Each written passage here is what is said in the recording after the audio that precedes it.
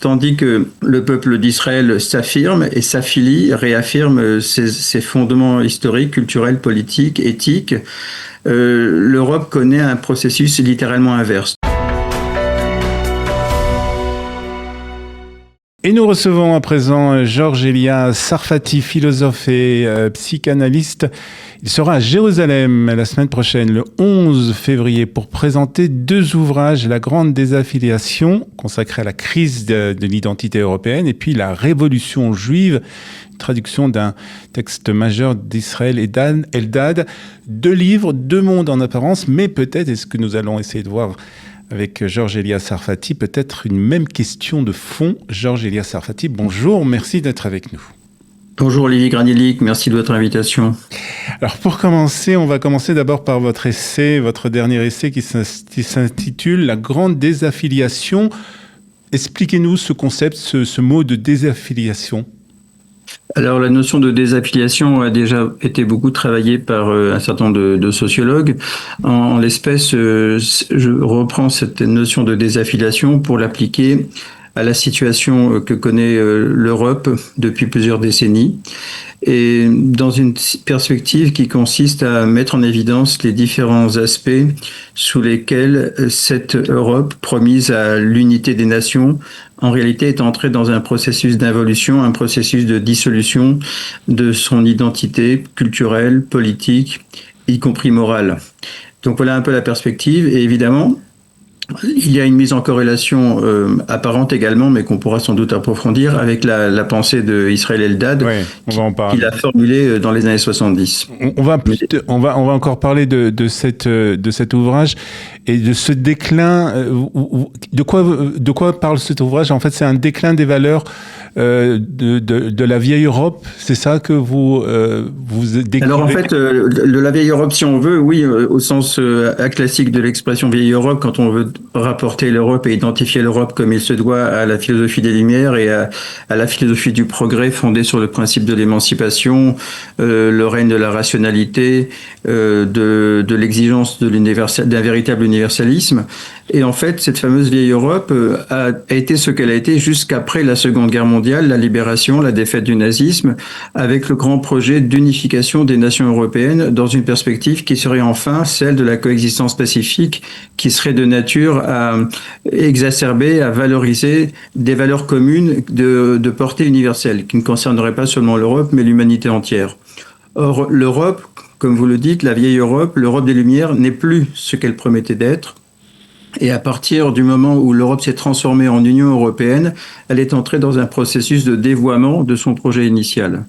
Alors évidemment, au centre de cette évolution que je qualifierais de délétère et de regrettable, se trouve une fois de plus, j'allais dire, la question d'Israël et la question du rapport au peuple juif.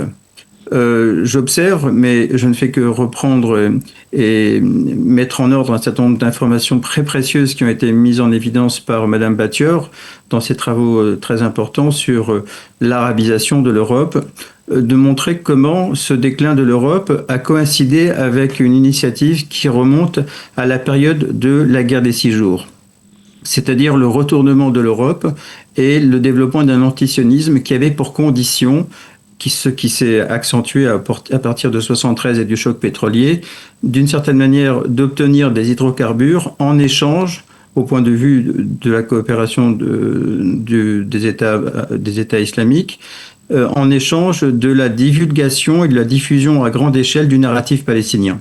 Et en fait, on observe une montée en puissance d'une nouvelle idéologie eurabienne qui a aujourd'hui fait souche dans le sens commun, dans les mentalités. Les gens ne connaissent plus l'histoire et nous sommes dans une situation qui indique que l'Europe n'est plus l'Europe des nations. Et cette crise identitaire, d'après vous, est-ce qu'elle a des conséquences sur la vie politique, sociale en Europe ? Elle a des conséquences très nombreuses. Elle a des conséquences sur, je dirais, la qualité des institutions, la qualité du lien social, la transmission historique et culturelle ont été déracinées et de manière politique. Enfin, on perçoit qu'il y a eu un véritable projet. Il y a aussi une désaffiliation en matière de souveraineté des identités nationales, comme je l'ai indiqué, et une désaffiliation par rapport aux appartenances fondamentales de ce qu'on appelle l'Europe classique, l'Europe, y compris l'Europe qui a triomphé des totalitarismes. Alors, mais on a vu se mettre en place une nouvelle orientation qui n'est pas moins totalitaire, même si c'est un totalitarisme soft, qui a en son cœur un antisémitisme d'un nouveau genre. Alors, vous serez donc à Jérusalem la semaine prochaine au Centre Begin pour parler donc de cet ouvrage consacré à l'Europe. Et puis, vous allez parler d'un autre ouvrage. C'est une traduction que vous avez faite de la Révolution juive, d'un texte d'Israël Eldad. D'abord, quelques mots sur Israël Eldad pour ceux qui ne le connaissent pas. Alors, je rappelle que Israël Eldad est un grand penseur du sionisme. C'est un disciple de Vladimir Jabotinsky. Il a vécu entre 1910 et 1996. Et il a été le chef du Lehi, l'un des 3 chefs du Lehi en 1942.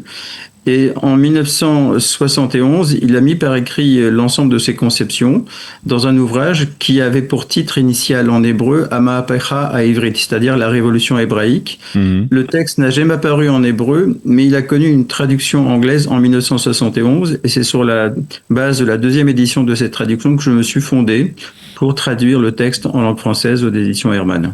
Donc c'est en français, le titre, c'est la Révolution juive, hein. Exactement. En fait, c'est un décalque de la révolution de Jewish Revolution, le titre anglais. Et il est dommage que l'expression même initiale choisie par Eldad n'ait pas été retenue, la révolution hébraïque, parce qu'en fait, il s'agit effectivement, et ça parlera aux auditeurs francophones, de montrer comment on passe de l'identité juive à l'identité hébraïque au sens où l'enseignait Léon Ashkenazi. C'est un livre qui parle aussi d'identité dans les deux cas. Est-ce qu'il y a donc quelque part un rapport entre ces deux ouvrages ? Alors le rapport est direct et le mien tente de mettre en perspective les acquis de la pensée de Eldad tout en éclairant le versant européen de la crise, ce qu'il fait de manière secondaire. Tandis que dans ma perspective, il s'agit de me situer au point de vue européen pour montrer comment ce que Eldad met en évidence est en fin de compte une sorte d'effet en miroir. Tandis que le peuple d'Israël s'affirme et s'affilie, réaffirme ses fondements historiques, culturels, politiques, éthiques.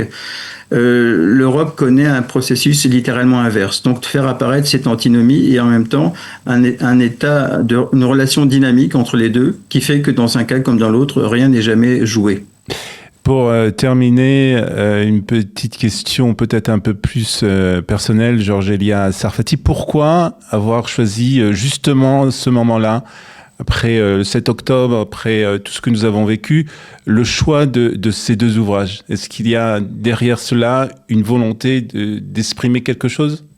Oui, naturellement, il y a la volonté de prendre la mesure des effets en retour du 7 octobre, qui a été un traumatisme collectif autant qu'individuel, et de montrer que cet événement a une double résonance. Une résonance parce que c'est un événement qui a eu des conséquences majeures sur les mentalités européennes, dont on a vu qu'elle a déclenché un repositionnement des plus négatifs par rapport à Israël, avec une mise en minorité de ceux qui défendaient le projet sioniste, et que de l'autre côté, tandis que l'Europe entre dans cette perspective délétère, Israël s'affirme et remembre en quelque sorte, réaffirme son enracinement. Donc ce que je voulais faire apparaître, c'est en quoi ces deux perspectives d'une certaine manière se complètent, puisque comme on le sait, le sionisme est aussi un enfant de la Scala. Et donc, il m'intéressait de considérer comment l'affirmation d'Israël se jouait en regard de sources qui ont tendance à s'effacer au fur et à mesure que l'histoire de l'Europe se développe. Alors, pour ceux qui voudront en savoir un peu plus et surtout vous écouter, vous serez donc mercredi prochain, plus exactement, le 11 février, au Centre Begin à Jérusalem pour une conférence sur ces deux ouvrages et sur les sujets surtout que nous avons évoqués. Ce sera donc au Centre Begin et il faut bien entendu réserver sur le site du Centre Begin. Merci beaucoup d'avoir été avec nous, Georges Elia Sarfati, ce matin, et bonne journée à vous. À très bientôt. Merci sur à Studio vous. Kelita. Bonne journée. Merci.